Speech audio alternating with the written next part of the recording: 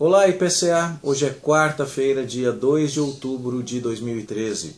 Nós estamos juntos há 486 dias lendo a Bíblia e hoje leremos o Salmo de número 56. Paramos a leitura de Samuel para vir ao livro dos Salmos, porque temos mostrado a você que estes salmos que estamos lendo agora foram escritos em momentos históricos específicos que estão narrados para nós lá em Samuel.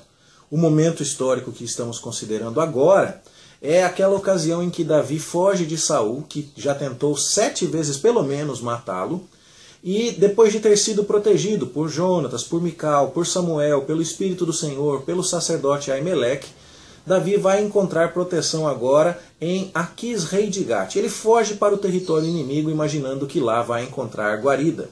Mas a reputação de Davi como homem de guerra e alguém que matou muitos dos inimigos israelitas havia chegado até a região de Gate. De tal forma que os filisteus disseram ao rei Aquis: este homem é um herói da terra dele, ele já matou muitos inimigos, ele foi quem matou Golias. Você já pensou a respeito disso? Então era exatamente a ocasião de aproveitar a chance para tirar a vida de um inimigo muito poderoso. Diz o texto de Samuel que Davi teve muito medo. E o relato lá em Samuel é bastante sucinto, mas o fato de termos aqui um salmo que foi escrito nessas circunstâncias específicas nos mostra que isso demorou pouco, pelo menos alguns dias, pelo menos um tempo mais considerável. E o título editorial do Salmo 56 então nos mostra que esta composição de Davi havia sido dedicada ao mestre de canto, ao líder do louvor no templo, que havia uma melodia segundo a qual esta letra deveria ser cantada, que se chama A Pomba nos Terebintos Distantes. Nós infelizmente não sabemos como é essa melodia, não temos partitura do salmo, porque lamentavelmente aquela época ainda não possuía registro musical. Mas sabemos que é um hino de Davi e o título é bastante preciso: Quando os filisteus o prenderam em Gate. Há uma outra possibilidade deste salmo se referir a um contexto lá de 1 Samuel capítulo 29, de uma outra ocasião em que Davi esteve diante dos filisteus. Mas parece-nos muito mais apropriado inserir este salmo aqui, porque é dito lá em Samuel capítulo 21 que Davi teve muito medo de Aquis, rei de Gate. E o verso 3 aqui do Salmo 56 diz exatamente isso: em me vindo o temor, hei de confiar em ti. Davi está neste salmo pedindo a Deus que o livre, reafirmando a si mesmo sua convicção e sua segurança na palavra de Deus, e pedindo então a Deus que venha em seu socorro para que a glória de Deus seja manifesta a todos os povos. Davi então pede a Deus que tenha misericórdia dele, porque o inimigo o oprime. Ele está constantemente sob observação. Aqueles que o espreitam são muito atrevidos, falam muita coisa na cabeça do rei para ver se desta maneira conseguem tirar a vida de Davi. Davi está com medo, diz o verso 3, mas vai confiar em Deus. Por quê? Porque Deus já havia dado a ele uma palavra: você vai ser o próximo rei de Israel.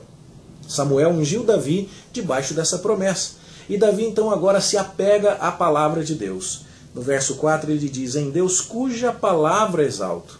Neste Deus ponho a minha confiança e nada temerei, que me poderá fazer um mortal. É notório que o verso 4 é uma espécie de refrão do Salmo, que se repete também no verso 10. Em Deus cuja palavra eu louvo, no Senhor cuja palavra eu louvo.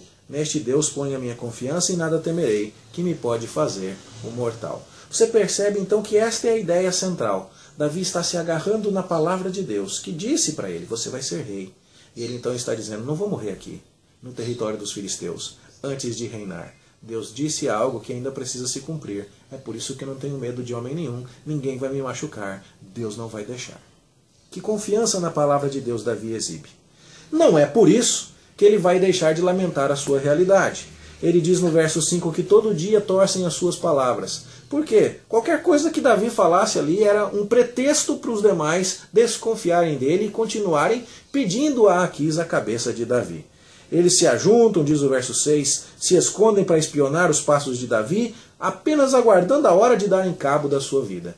Era aquela situação de tensão que Davi experimentou enquanto esteve no território inimigo. Davi pede que Deus o proteja e o vingue, que dê a retribuição àquelas pessoas segundo a sua iniquidade.